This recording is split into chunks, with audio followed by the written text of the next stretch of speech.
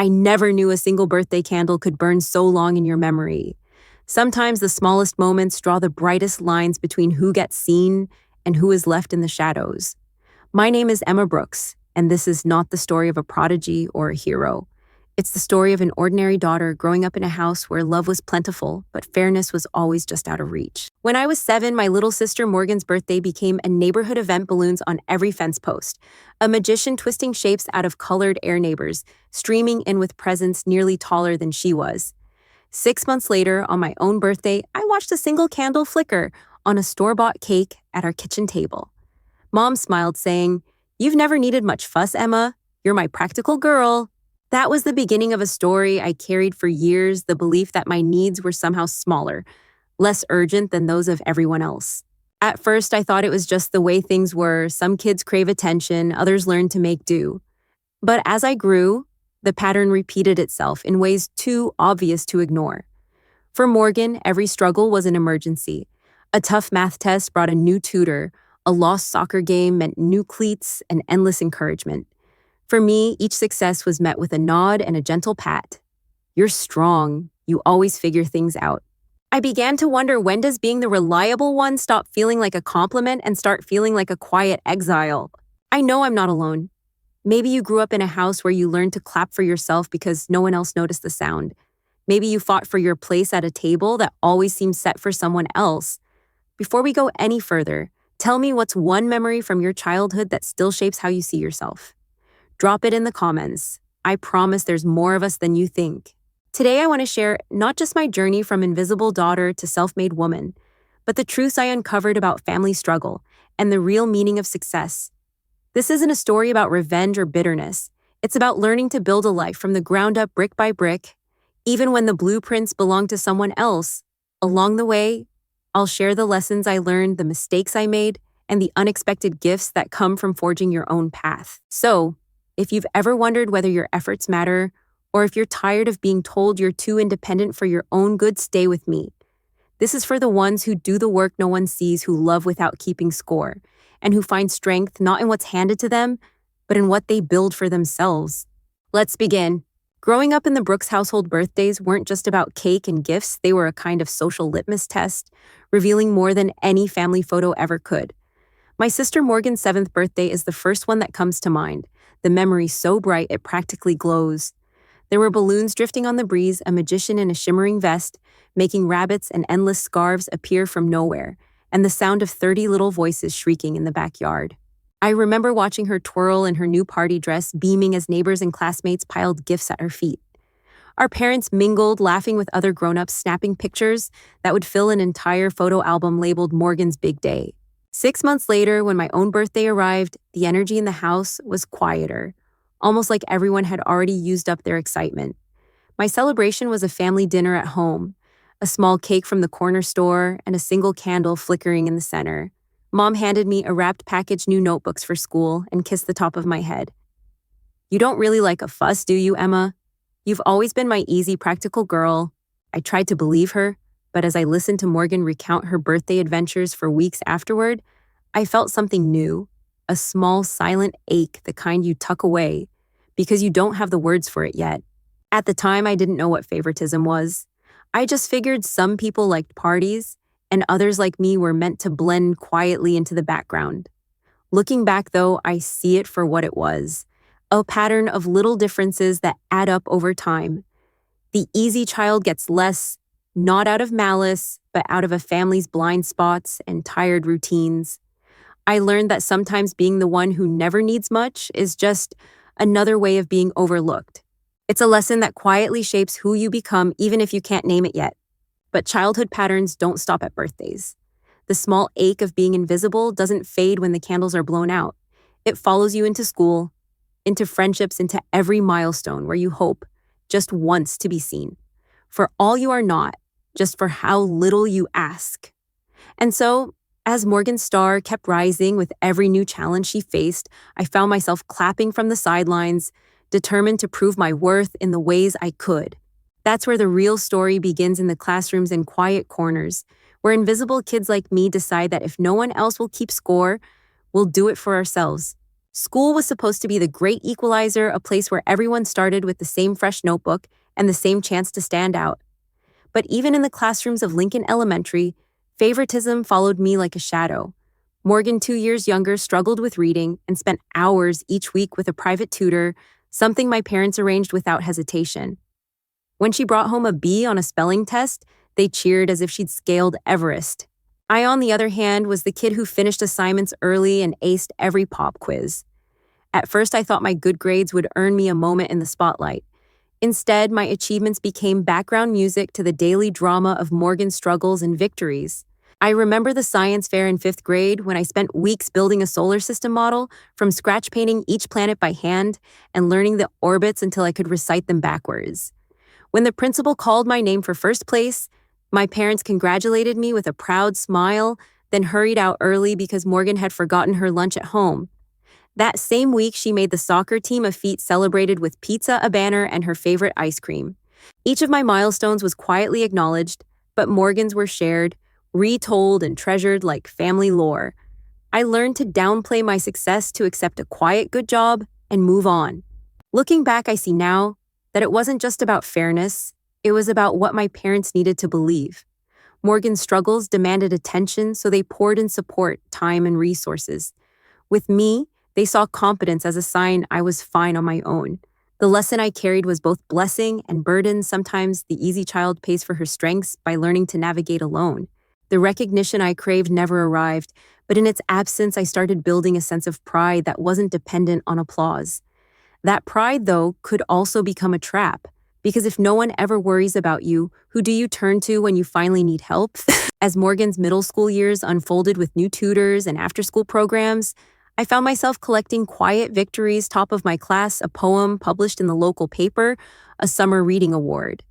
Each accomplishment felt lighter than it should have, like winning a race no one else was watching.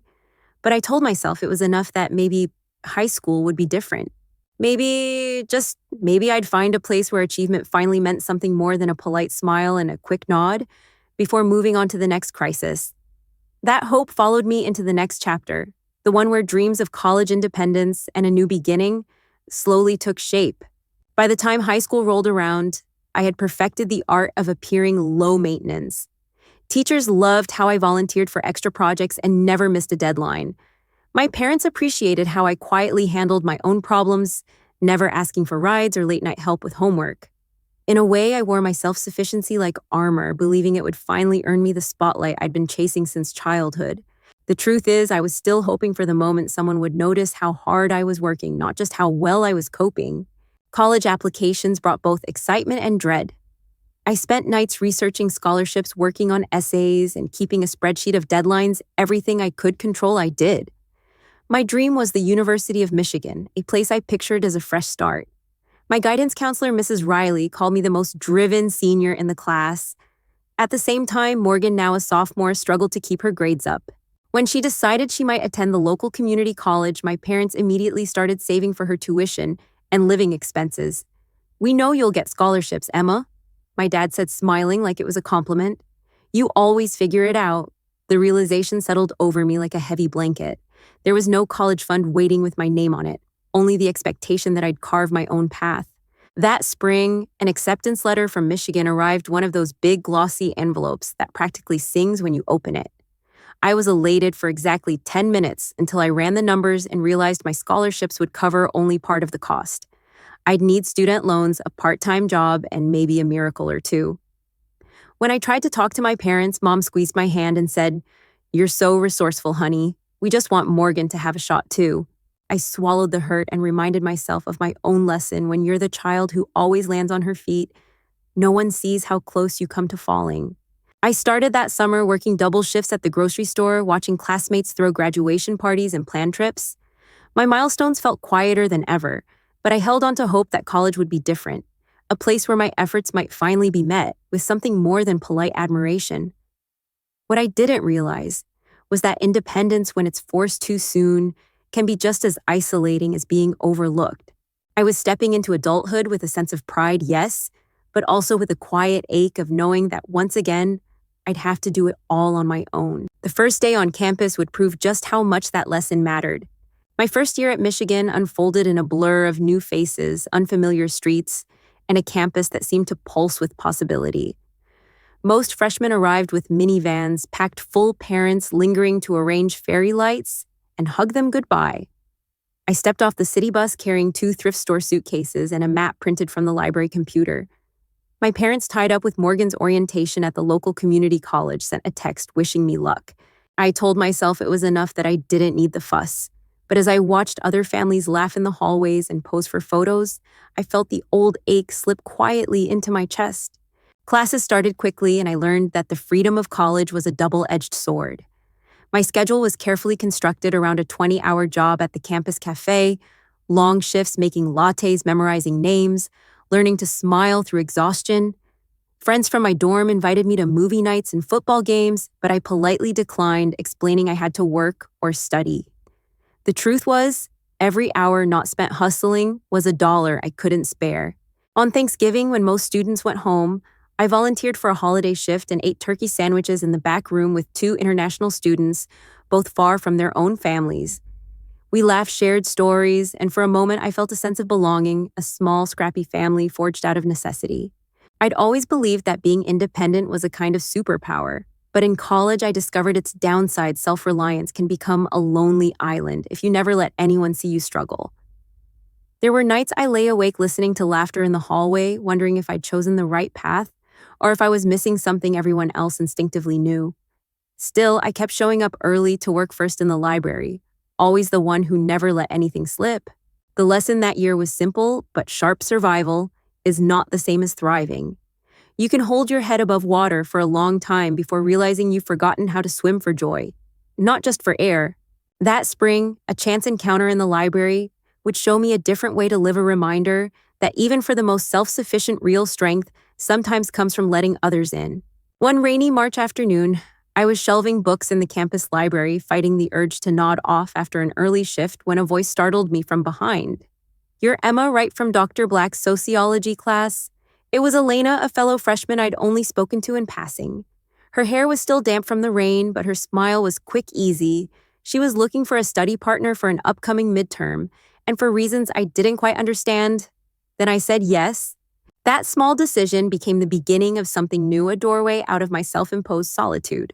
Soon, Elena introduced me to Mark, a computer science major who was the first in his family to go to college, and Darius, a soft-spoken economics student raised by his grandmother. We called ourselves the lunch table crew, claiming a battered table at the back of the dining hall and sharing whatever snacks and stories we could scrounge up between classes and jobs. Unlike the families I'd grown up watching, ours was made from scratch: late-night phone calls about deadlines, group texts, cheering each other on, and shared celebrations for the smallest wins: a good grade, an unexpected day off, even surviving another week on instant noodles. Dr. Black, too, became more than a professor. She noticed my effort, pulled me aside after class, and encouraged me to apply for a small research grant. She saw past my "I've got this" mask, and her faith in me felt like water on parched soil. It was in these moments, with friends who understood hustle and a mentor who believed in the possibility of more, that I learned the difference between surviving and living true independence. I realized didn't mean doing everything alone. It meant building the courage to let people in and let their strengths shore up your own. Our little group became a life raft, floating together through the rough patches and reminding each other that it was okay to ask for help. If my family of origin sometimes missed the small victories, my chosen family celebrated each one like a miracle. By the end of freshman year, the ache of invisibility had started to fade, replaced by a quiet hope.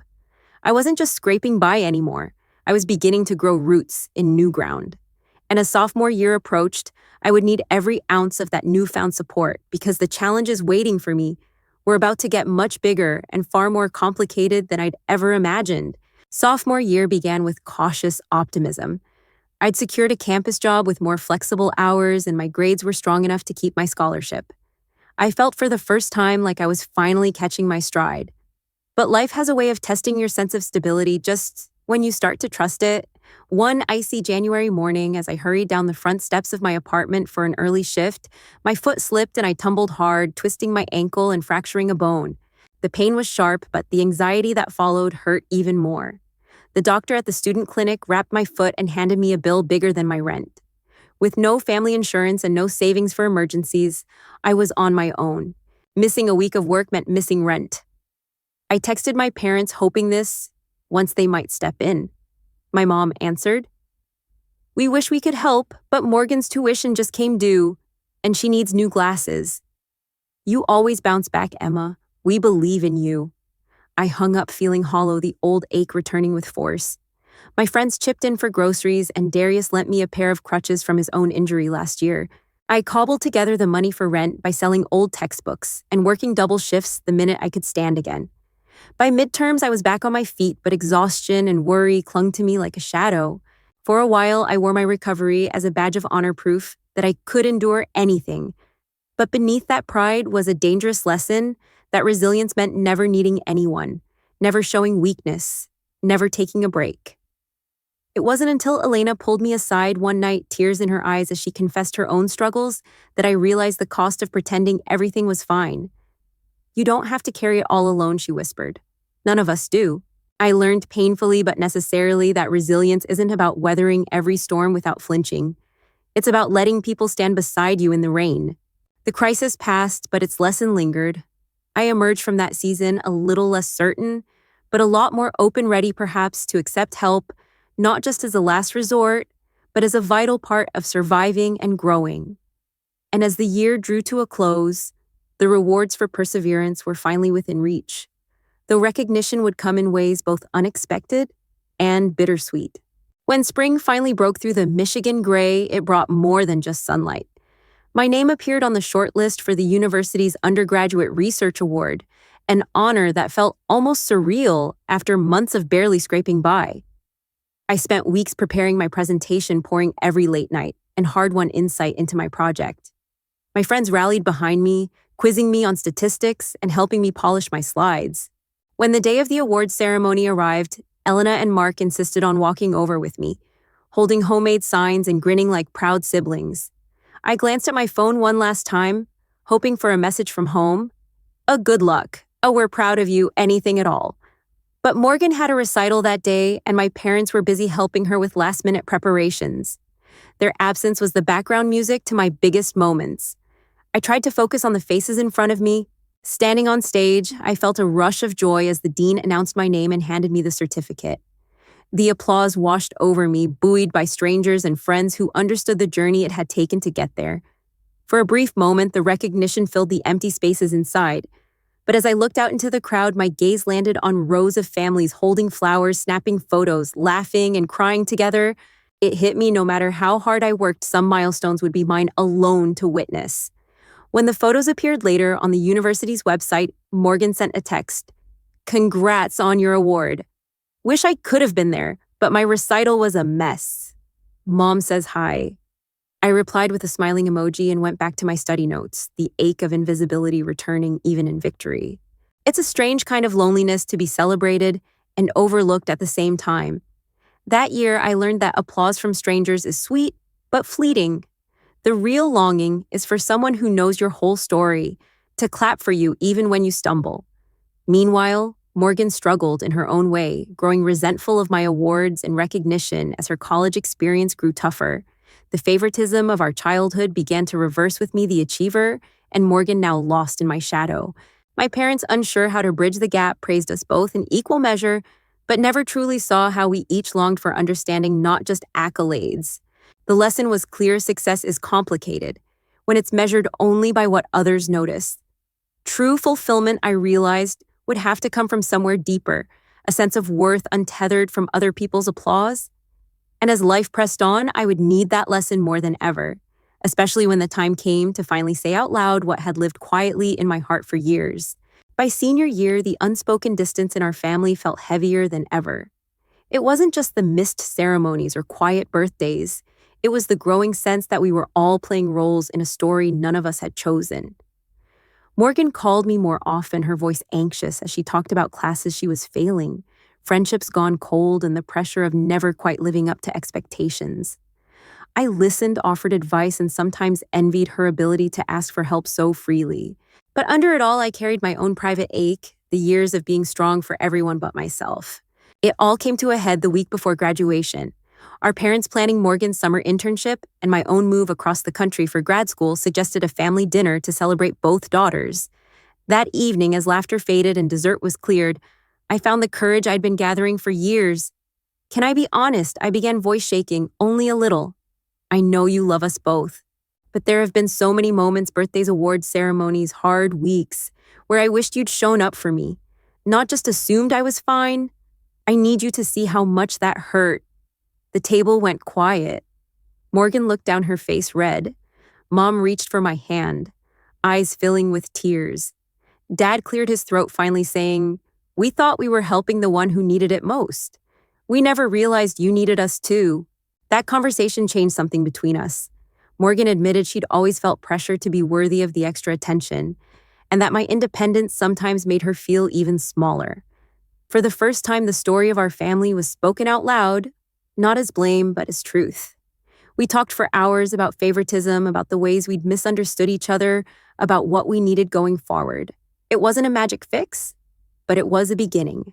I learned that setting boundaries and naming hurt didn't have to mean breaking things apart. It could also be the first step toward healing what had always been quietly fractured. As graduation approached, I carried a lighter heart. There would be no perfect family photo at commencement, but there would be honesty, new boundaries, and a shared understanding that finally we all had the right to ask for more. Graduation came and went with all its expected pageantry, a rented gown, the toss of a cap into blue spring sky, and the quiet exhale of a chapter, finally complete. My parents sent flowers and Morgan called with congratulations, but I no longer waited for a perfect ending. Instead, I found peace in the small gestures, a handwritten card from my dad, a lunch with my mom, and Morgan's text that simply said, "I'm proud of you, Em." Really, for the first time, I didn't measure my value by their applause. I'd learned to carry pride in my own pockets, to celebrate with friends who become family, and to let recognition be the echo, not the engine of my happiness. With a new job in a city far from home, I started building the life I'd always imagined: small apartment, packed lunches, walks in the evening light. The freedom felt almost unreal after years of balancing on a wire. I kept in touch with my college friends, our group chat still full of job complaints, inside jokes, and virtual support on tough days. At work, I found myself drawn to the interns, struggling to keep up, the ones who reminded me of younger versions of myself. I offered advice, shared stories, and quietly mentored them, determined to be the kind of support I had once craved.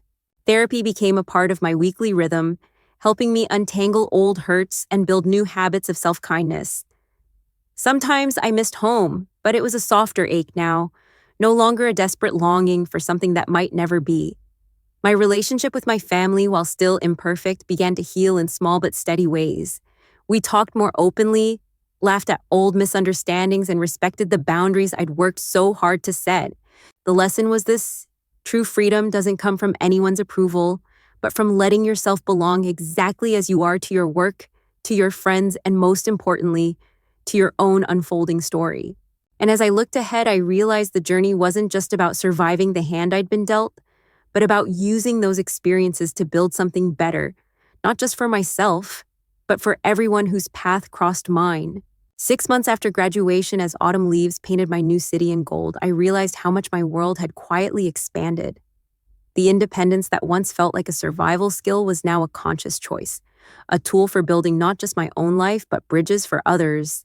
At work, I launched a mentorship group for first-generation college students and young professionals.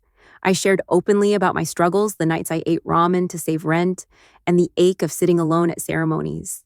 Each story sparked another interns admitting they too felt out of place, colleagues confessing the ways they'd carried invisible burdens. Our group became a small ecosystem of encouragement, proof that sharing your scars can make others feel less alone. On weekends, I volunteered at a local youth center, leading workshops about resilience and self-worth. I saw myself in the determined faces around the table, kids who felt overlooked, kids who worked twice as hard for half the praise. I told them the lesson I'd learned late: your value isn't set by who shows up to clap for you. It's something you discover moment by moment as you keep showing up for yourself. One afternoon, a quiet girl named Janelle slipped me a note after class: "I believe I can do more now. Thank you for seeing me." At home, the healing continued. Family visits grew less tense, our conversations softer. Morgan and I talked like friends more than rivals, able to laugh about old stories without bitterness. My parents, too, were learning. They asked questions, listened more closely, and apologized when the old patterns crept back in. It wasn't perfect, but it was real. The cycle of invisibility and favoritism was ending not with dramatic declarations, but with a series of small conscious choices.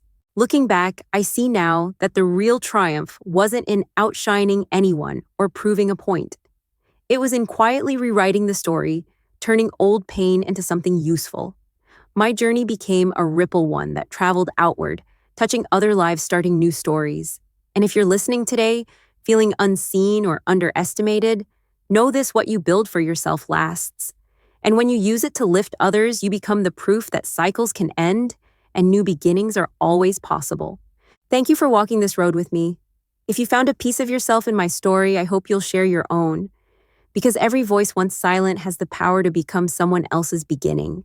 So, if any part of my story resonates with you, if you've ever felt like the quiet one in the room or the person who had to build from scratch, know that you are not alone. The path may feel solitary, but every step you take becomes a marker for someone else who's trying to find their way. Your quiet strength matters, your journey matters, and the world needs the lessons only you can teach. I'd love to hear your story in the comments below. Share the moment when you realized your value or the small victories that made you proud. Let's build a space where every voice is heard, where every struggle is honored, and where every new beginning is celebrated.